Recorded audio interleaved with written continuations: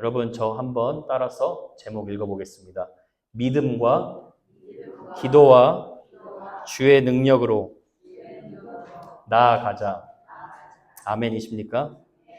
여러분 우리가 지난 시간 본문에서 예수님께서 세 제자들이죠. 베드로, 요한, 야고보를 데리고 변화산으로 올라가셨습니다.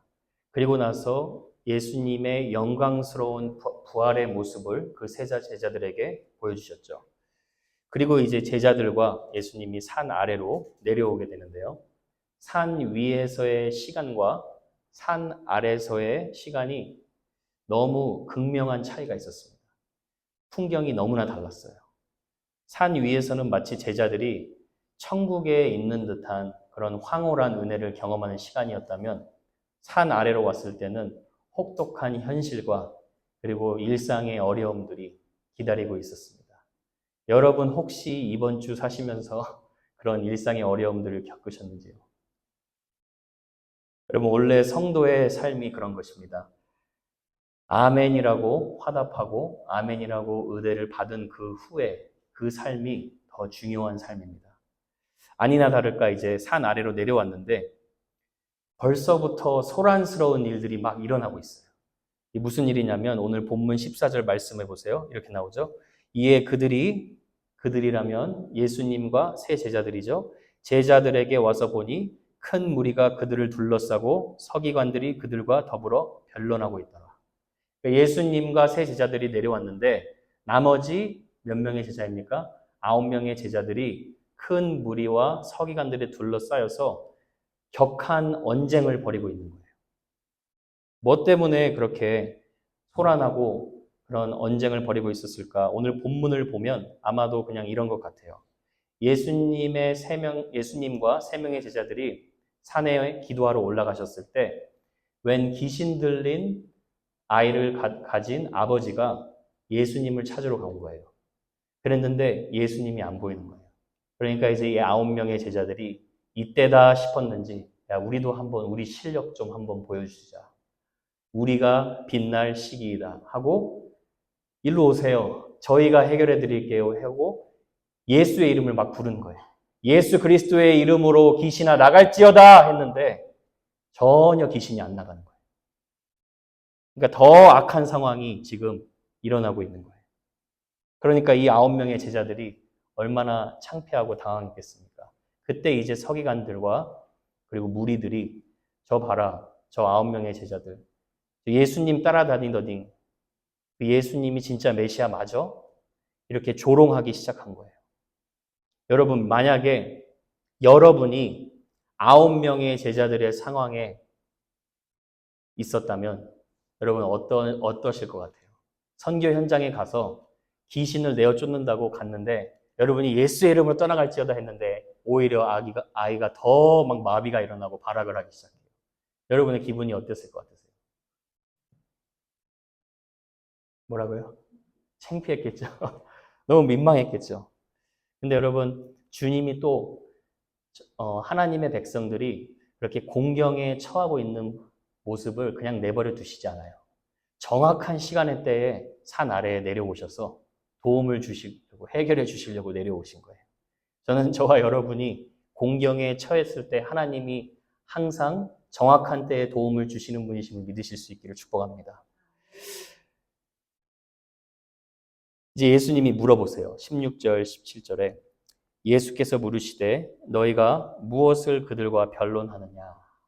그랬더니 이제 17절에 무리 중에 하나가 대답하여 말합니다. 무리 중에 하나는 당연히 귀신 들린 아들을 가졌던 아버지였겠죠. 그 아버지가 얘기를 하는 거예요. 그런데 이 아버지가 자기 아들을 표현할 때 여러분 어떻게 표현하는지 17절에 한번 자세히 보세요. 선생님, 귀신에게 공격당한 벙어리 아들이 있습니다라고 얘기했습니까? 아니죠. 잘 보세요. 뭐라고 했죠? 선생님, 말 못하게 하는 귀신 들린 내 아들을 선생님께 데려왔습니다. 말 못하게 하는 귀신이 있다는 거예요. 아버지가 영적으로 굉장히 민감하죠. 아버지도 어느 정도 믿음을 가지고 있는 분이에요. 의사들을 다 찾아가 봤는데 이건 의학적 문제가 아니라 교육을 다 시켜봤는데 이건 교육의 문제가 아니라 영적인 문제라는 거예요. 여러분, 이 사실이요, 사실 소셜 픽션에 나오는 이야기가 아닙니다. 지금도 귀신들이 많은 어린아이들, 청소년들을 공격하고 있습니다. 청소년들을 자신의 영향 아래 두어서 말을 못하게 하는 일이 있지만 또 반대로는 귀신들의 영향 아래서 청소년들 중에 입만 열면 욕이 멈추지 않는 아이들도 있습니다. 제가 요즘에 미국 학교에 초등학교나 중학교 앞에 이렇게 가서 그 풍경을 봤을 때 한국에서 굉장히 그리워하는 시절이 하나 있어요. 그게 뭐냐면 여러분, 우리 권사님들, 성도님들도 아마 그랬을 것 같은데 한국에 가면 중학교 때 그리고 고등학교 때 여러분 우리가 무엇이 있죠? 교복을 입고 가죠. 근데 여러분 요즘에 미국의 초등학교, 중학교 한번 가보세요. 아이들 옷차림이 말이 아니에요. 초등학교 6학년, 중학교 1학년만 봐도 다 자기 훌라당 벗고 다녀요. 그러니까 이런 모습이 어디서 어떻게 영향을 받았냐? 이런 세상의 귀신의 문화의 영향을 받지 않았다면, 음란의 영향을 받지 않았다면 그렇게 하고 다닐 수가 없는 거예요. 그래서 여러분 우리가 귀신의 영향력, 그런 귀신 아래에 있는 세상에서 우리 성도들은 살아가고 있다는 거예요. 그러니까 영권이 필요하겠죠. 그랬는데 이 제자들이 이 귀신을 전혀 제압할 수 없는 그런 무능한 상태에 있었던 것이에요. 그래도 오늘 본문에 나오는 이 아버지는 인생의 해답을 알았던 것 같아요. 아, 그래도 한번 우리가 예수님이라는 분에게 한번 찾아가 보자. 그분이 해결해 주실 수 있을 거다. 실오라기 소망을 가지고 찾아갔는데 결과가 어땠습니까? 18절에 한번 보세요. 18절 하반부 이렇게 나와요. 내가 선생님의 제자들에게 내쫓아달라 하였으나 그들이 능히 하지 못하더이다. 제자들이 능히 귀신을 쫓아내지 못했다는 거예요. 여러분, 성경에서 제자들은 누구를 가리키는 것입니까? 교회 공동체를 가리키는 거예요. 그렇죠? 쉽게 말하면, 오늘 말로 말하면 어떤 사람이 도저히 자신의 인생의 문제를 해결할 수 없었어. 우리가 교회에 한번 들어가 보자 하고 교회에 들어갔는데 그 교회 안에 복음의 능력이 전혀 나타나지 않았다는 거예요. 여기서 우리가 한 가지 아픈 진리를 발견하게 됩니다. 그게 뭐냐면 여러분, 교회가 영적으로 무능해지면 세상에 손가락질을 받게 됩니다. 교회의 무능함을 지금 보여주고 있는 거예요. 출애굽기 32장에 보면 아론이 백성들을 잘 통솔하지 못해가지고 백성들을 금송아지를 만들게 하고 우상을 숭배하도록 방자하게 내버려 두죠. 그때 모세가 그 모습을 보고 그렇게 얘기합니다. 출애굽기 32장 25절에 보면 모세가 본즉 백성이 방자하니 이는 아론이 그들을 방자하게 하여 뭐라고 되어 있죠? 원수에게 조롱거리가 되게 하였습니다. 원수에게 조롱거리가 된 이유 중에 하나가 백성들이 방자했다는 말이에요. 방자했다는 말은 영어로는 out of control이라고 나와 있는데 원어로는 드러났다라는 거예요. 우상을 숭배함으로 그들의 죄의 수치가 벌거벗이 드러났다는 거예요. 그러니까 그들은 더 이상 하나님을 섬기는 것이 아니라 우상을 숭배함으로써 세상이 우리에게 손가락질하는 조롱거리가 되어버린 거예요. 여러분, 오늘날에도 이런 비슷한 일이 교회 안에서 일어나고 있어요. 교회의 직분자들이 장로와 집사와 목사도 뺄 수 없고 하나님을 온전히 신뢰하지 못하고 복음의 능력을 신뢰하지 못하니까 사주팔자 점을 보러 다니는 이런 말도 안 되는 일이 일어나고 있어요. 믿음의 대상이 하나님이 온전하게 하나님을 신뢰하는 것이 아니라 하나님이 아니라 다른 것이 되었을 때, 나 자신이 되었을 때 교회는 무능해진다는 거예요. 복음의 능력을 잃어버린다는 거예요. 오늘 본문 말씀의 19절에 보면 예수님께서 제자들이 그렇게 무능할 수밖에 없었던 이유를 분명하게 얘기를 하세요. 그게 무엇이었습니까? 예수께서 대답하여 이르시되 믿음이 없는 세대여.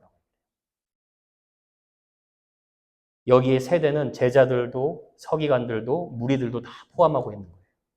그러니까 제자들의 가장 큰 문제가 무엇이었냐? 믿음이 없었다는 거예요. 여러분, 믿음이 없었다는 게 말이 됩니까?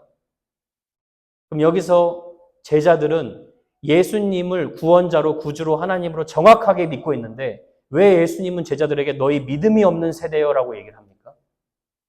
여기서 말하는 믿음은요, 여러분, 예수님을 구원자로 믿는 믿음이 없었다는 말이 아니에요.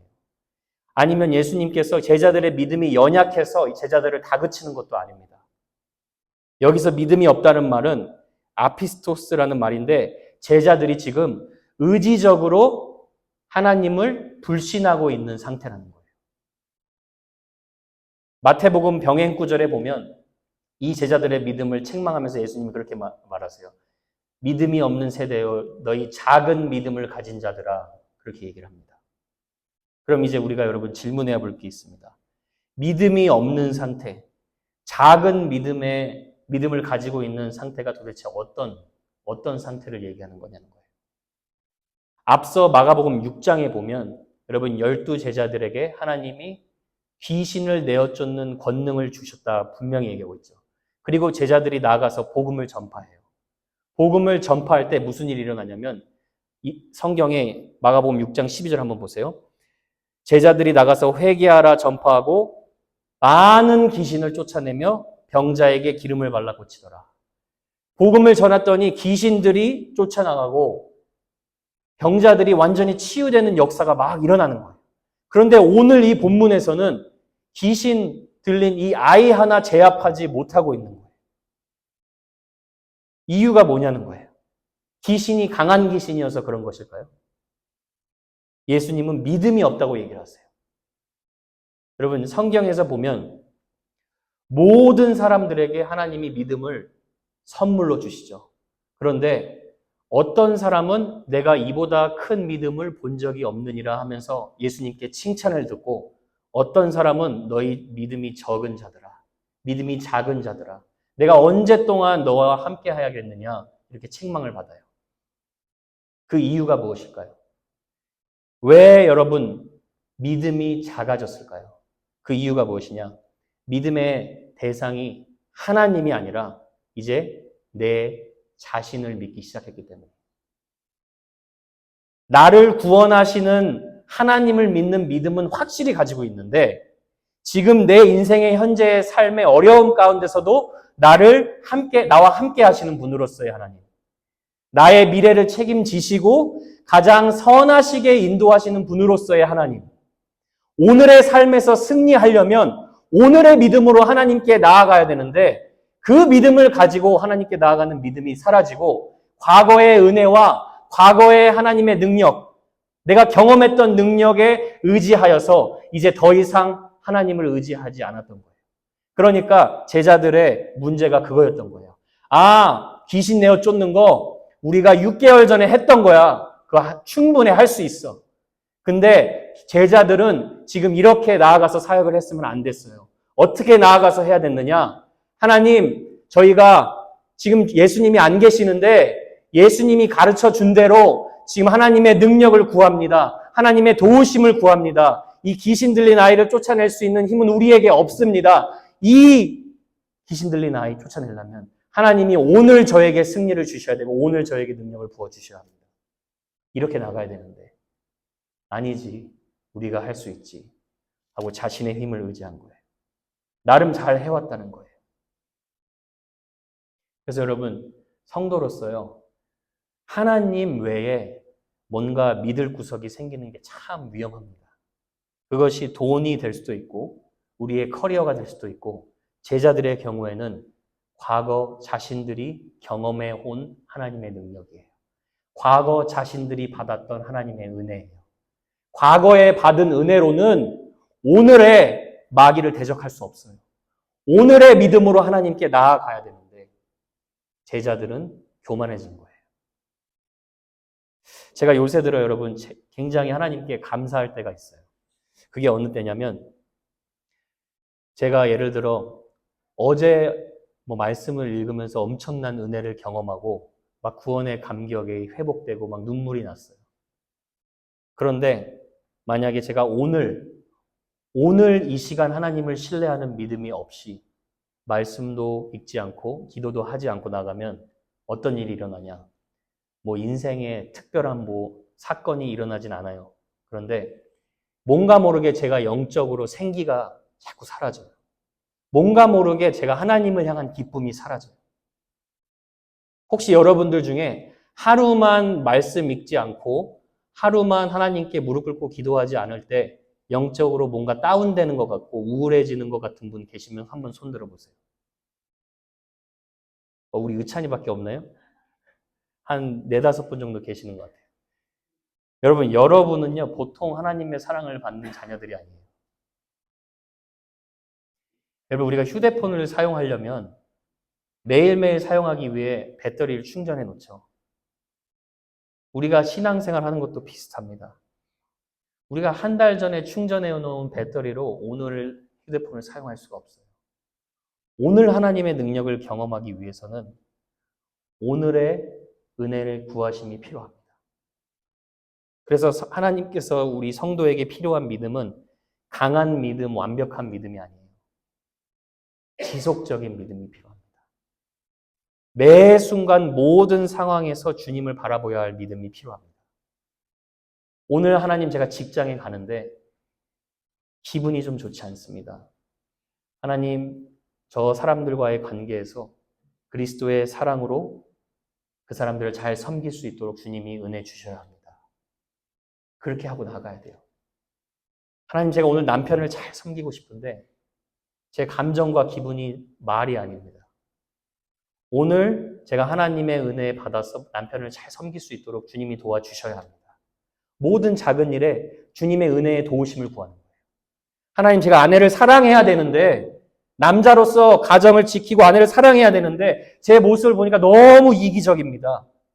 하나님, 제가 제 힘으로 못하니까 그리스도의 사랑으로 우리 아내를 잘 품을 수 있도록 도와주십시오. 삶의 모든 상황에서 하나님의 은혜를 구해야 된다는 거예요.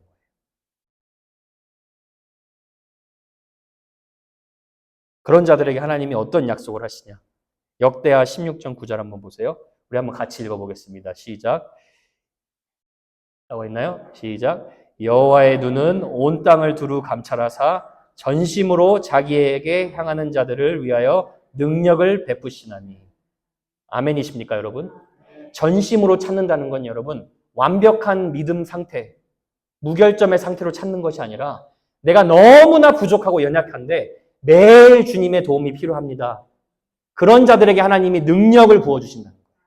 그래서 여러분, 영적인 능력은요, 절대로 여러분이 개인의 소유하고 있는 게 아니에요. 지금 제자들은 착각한 거예요.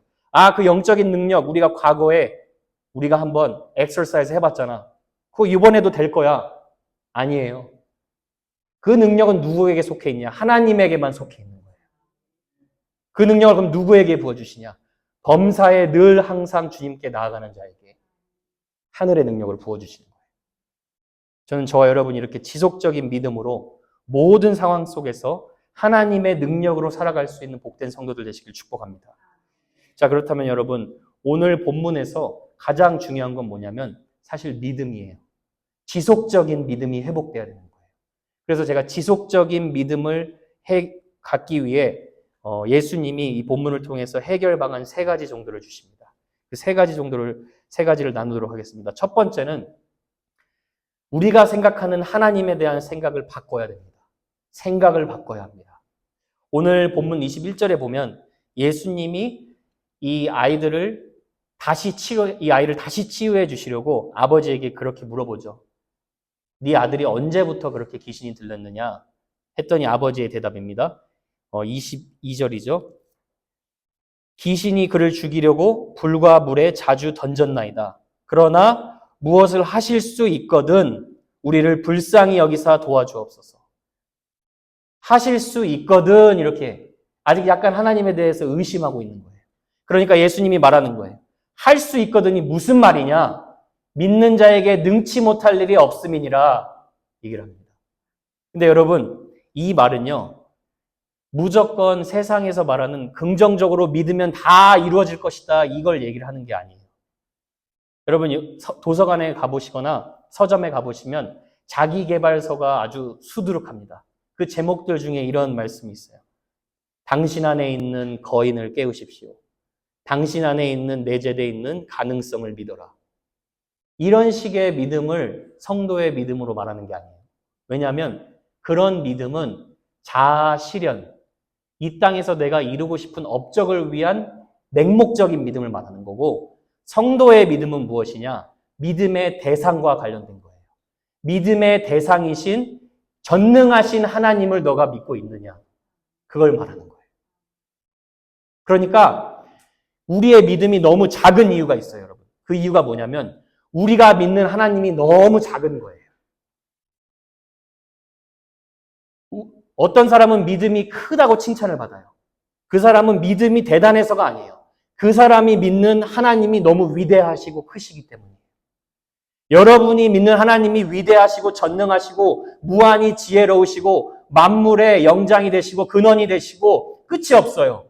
변하지 아니하시고 신실하시고 여러분을 늘 붙들어 주시는 하나님이시고 환난 가운데서도 큰 도움이 되시는 하나님이시고 어떤 경우에서도 여러분에게 절대로 악으로 무너지지 않게 하시고 일으켜 주시는 하나님이심을 믿습니까? 그러면 여러분 뭐가 문제예요? 뭐가 문제입니까?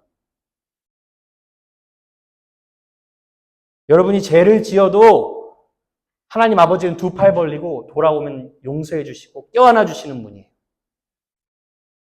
늘 노하기를 더디하시고 은혜로우시고 이 하나님에 대해서 여러분 저희가 믿는 하나님은 아직 너무 작아요. 하나님을 위대하신 하나님을 믿는 그 믿음이 커지면 여러분 큰 믿음이 되는 겁니다.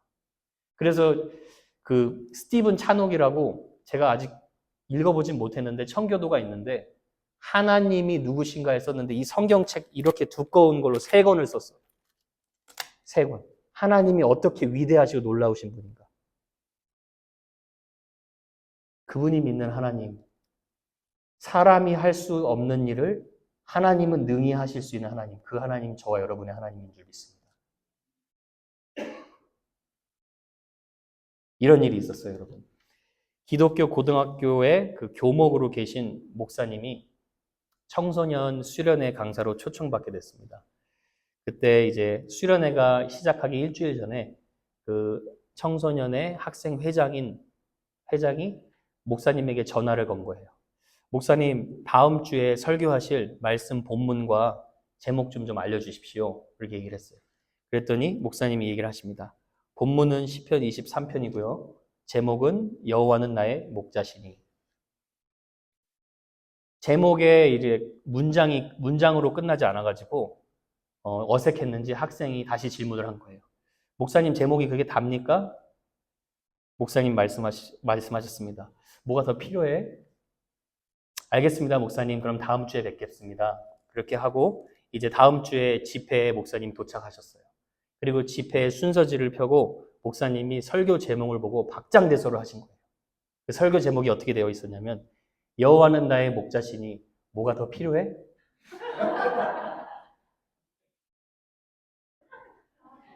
그 목사님이 그 제목을 보고 더 은혜를 받으셨다는 거예요.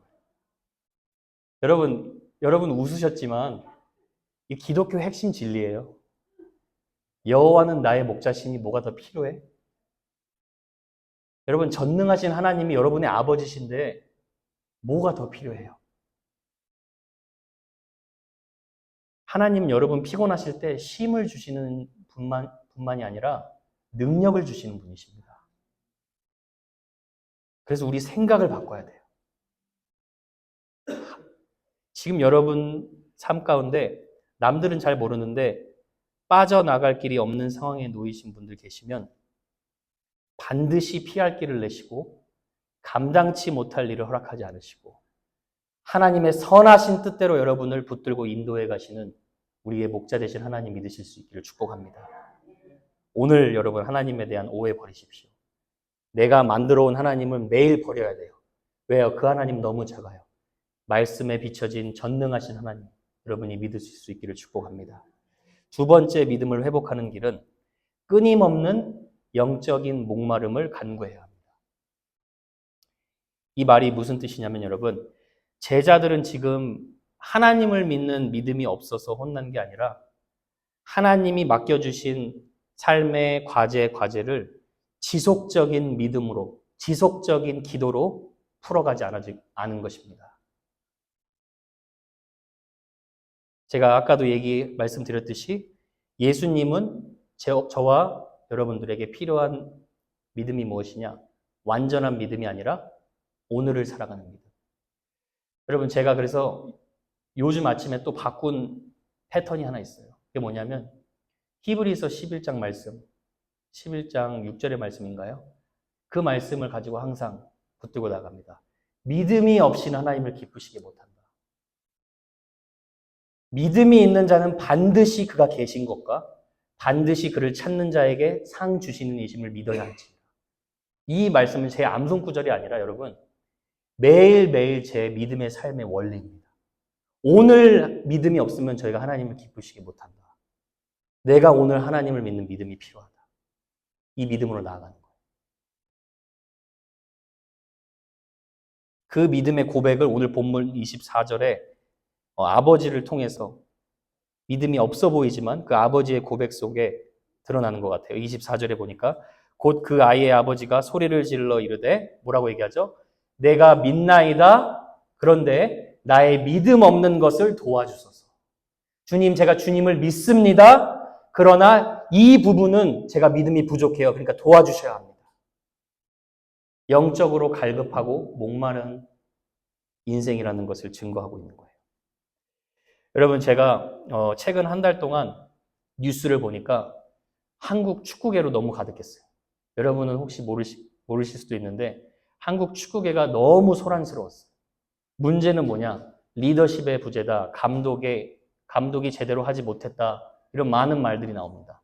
그럴 때 우리 2002년 축구를 봤던 우리 세대들이 항상 그리워하는 게 히딩크 감독님을 너무 그리워합니다. 우리 이슬자매 세대들은 히딩크 감독 기억나요? 모르죠?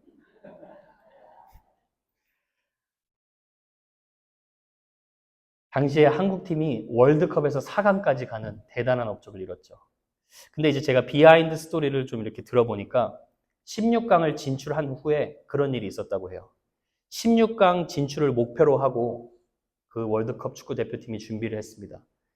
그런데 16강 진출을 막상 하고 나니까 이 축구 선수들이 월드컵을 준비해오던 그 정신력과 준비하는 자세가 완전히 해이해졌다는 거예요. 그래가지고 히딩크 감독이 전원 집합하라고 23명 전원 집합하라고 한 다음에 이렇게 얘기했다고 해요. 너희들이 도대체 왜 이 정도로 만족하고 있냐. 아주 호되게 혼냈다는 거예요. 그리고 나서 우리가 아직 이루어야 할 게 너무나 많다. 하리고 히딩크 그 자서전에 그런 멋진 명언을 남기시죠. 나는 아직도 배가 고프다. I'm still hungry. 그 말을 듣고 선수단 전원이 정신을 차려가지고 다시 준비해서 4강까지 올라가는 그런 대단한 신화를 이룬 거죠. 여러분, 저는 이 히딩크 감독의 정신 상태, 이것이 우리 영적인 신앙에 그대로 적용이 돼야 된다고 생각합니다. 나는 항상 배가 고프다. 6개월 전에 경험했던 하나님의 능력 그 정도는 안 된다. 6년 전에 경험했던 대단한 하나님의 기적 그 정도 갖고는 안 된다. 오늘 하나님의 능력이 필요하다. 오늘 하나님의 기적이 필요하다. 하나님, 저는 아직 배가 고픕니다. 우리 나이가 좀 드신 성도님들, 아직 배가 고프신 줄로 믿습니다. 아직 하나님이 여러분 인생의 후반전에 하나님의 능력과 기적을 너무나 많이 보여주실 걸로 믿습니다. 그러려면 저와 여러분이 배고파야 돼요. 우리 젊은 청년들은 아직도 한참이 남았어요. 계속 배고파야 돼요. 영적으로 목말라야 되고 배고파야 돼요. 그래서 하나님께 그 도우심을 간구해야 됩니다. 그래야 영적으로 배고픈 자들은 자기가 부족한 것을 아는 자들이고, 그래서 하나님 앞에 나아오고, 그래서 하나님이 힘을 주시고 능력을 부어주시는 것입니다. 저는 그런 은혜의 사이클이 배고픔과 하나님의 능력으로 채워주신 그 은혜의 사이클이 반복되는 복된 인생 되시길 축복합니다. 세 번째로 마지막으로는 믿음의 기도를 회복해야 합니다. 제자들이 나중에 예수님이 이 아이를 고치고 나서 제자들이 나중에 조용히 예수님께 가서 물어봐요. 주님, 우리들은 왜 귀신을 내어쫓지 못했습니까? 그랬더니 이제 29절에 예수님이 이렇게 말씀하세요. 29절 한번 보세요. 이렇게 나와 있죠. 이르시되 기도 외에 다른 것으로는 이런 종류가 나갈 수 없느니라 하시니라. 다른 사본에는 기도와 금식 외에는 이런 종류가 나갈 수 없느니라. 여러분, 이런 종류가 무엇입니까? 더 강한 귀신이라고도 이야기할 수 있고, 우리 삶으로 따지면 우리 삶에 계속해서 하나님이 더 어려운 과제나 숙제를 남겨주시는 거라고 볼 수가 있어요. 근데 그런 문제들, 이런 종류의 문제들은 반드시 하나님을 신뢰하는 기도로 뚫고 나가야 된다는 거예요. 여러분, 우리가 주기도문을 아주 잘 알죠. 저와 여러분들 중에 아침마다 주님, 삼시세끼를 꼭 허락하여 주시옵소서. 주님, 제가 잘 잘 수 있는 보금자리를 오늘도 허락하여 주시옵소서. 이렇게 기도하시는 분이 있습니까? 없죠. 그런 기도는 사실 감사하는 기도일 뿐이지 믿음이 필요한 기도가 아니에요. 근데 하나님이 저와 여러분의 삶에 여러분만 알고 있는 뭔가 남겨두시는 숙제가 있어요. 어려움들이 있어요. 과제들이 있어요. 왜 그 문제들을 남겨놓으셨냐?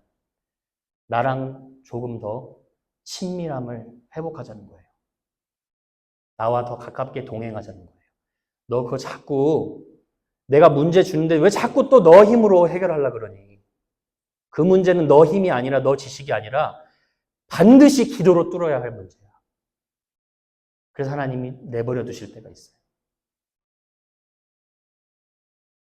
믿음이 좀 떨어진다 싶으면 하나님이 문제들을 남겨놓으시고 여러분이 그 문제들을 붙들고 하나님 앞에 나아갈 수 있도록 하나님이 그 지속적인 끈을, 은혜의 끈을 여러분에게 내밀어 주십니다.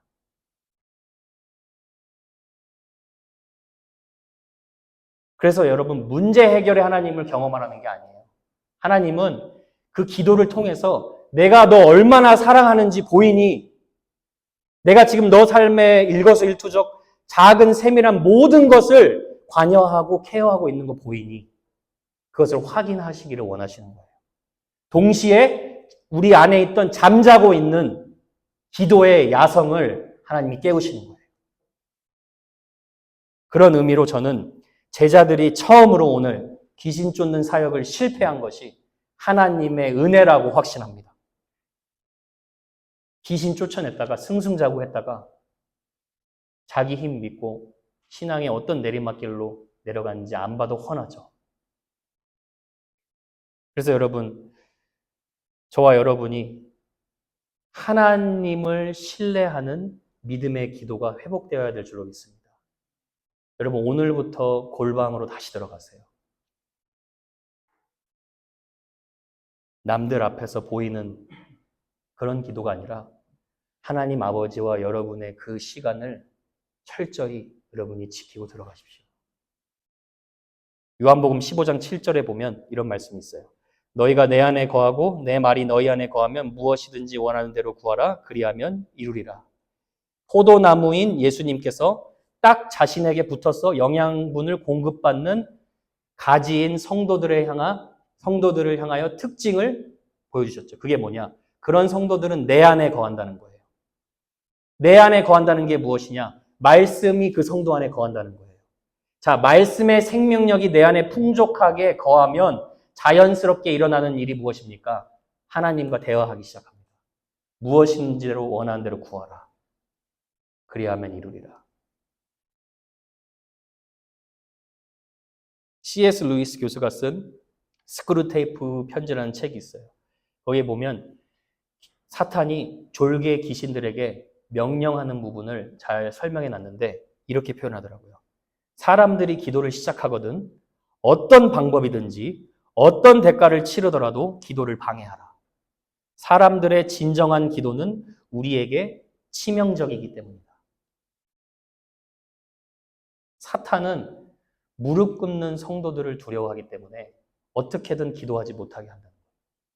리차드 포스터라는 교수님도 이런 말씀을 하셨어요. 기도하는 것은 변하는 것이다. 기도는 하나님께서 우리를 변화시키는 데 사용하시는 중요한 수단이다. 자, 기도하면 변화가 일어나요. 우리가 변하면 무슨 일이 일어나냐면 믿음이 생겨요, 여러분. 하나님을 믿는 믿음이 생깁니다. 그럼 믿음이 생기면 어떻게 되냐? 능력이 나타나는 거예요. 왜 능력이 나타나냐면 믿음이 생기니까 내가 도전하지 못하던 순종을 하기 시작하는 거예요. 믿음이 생기니까 하나님을 신뢰함으로 내가 더 하나님께 가까이 나아가는 거예요. 그러니까 하나님이 능력을 우리 삶 가운데 부어주실 수밖에 없는 것이죠. 여러분, 말씀을 맺겠습니다. 오늘 이 본문을 통하여서 주님이 우리에게 주시는 말씀은 귀신 쫓기 위해 능력 회복하고 기도 많이 해라가 아니에요. 그것이 아니에요. 매일매일 믿음으로 우리를 인도하시는 전능하신 하나님께 나아가고 매일매일 기도로 하나님께 인생의 모든 matters, 모든 삶의 매로에 도움을 구하고 너의 크리스찬의 삶이, 성도의 삶이 결코 너의 힘이 아니라 하나님의 능력에 붙들린 삶임을 너가 체험하라. 그 말입니다. 저는 여러분이 이번 주 하나님의 능력에 붙들린 삶을 체험하실 줄 믿습니다. 찬송가 가사 제가 읽고 마치도록 하겠습니다. 이런 말씀이 있죠. 믿음의 선한 싸움 싸워 죄악 세상 이기네. 극심한 시험 닥쳐와도 쉽게 물리치겠네. 늘 깨어 기도하고 늘 힘써 싸우세. 주 은혜로 거듭나니 최후의 승리 얻겠네. 여러분, 이번 한 주간도 할 수 있거든이 무슨 말이냐? 믿는 자에게 능치 못할 일이 없음이니라 하면서 여러분을 격려하시고 용기를 북돋아 주시고 그럼으로써 여러분이 하나님을 의지할 때 하나님의 능력으로 살아가는 그런 기적의 한 주 되시기를 주님의 이름으로 축복합니다.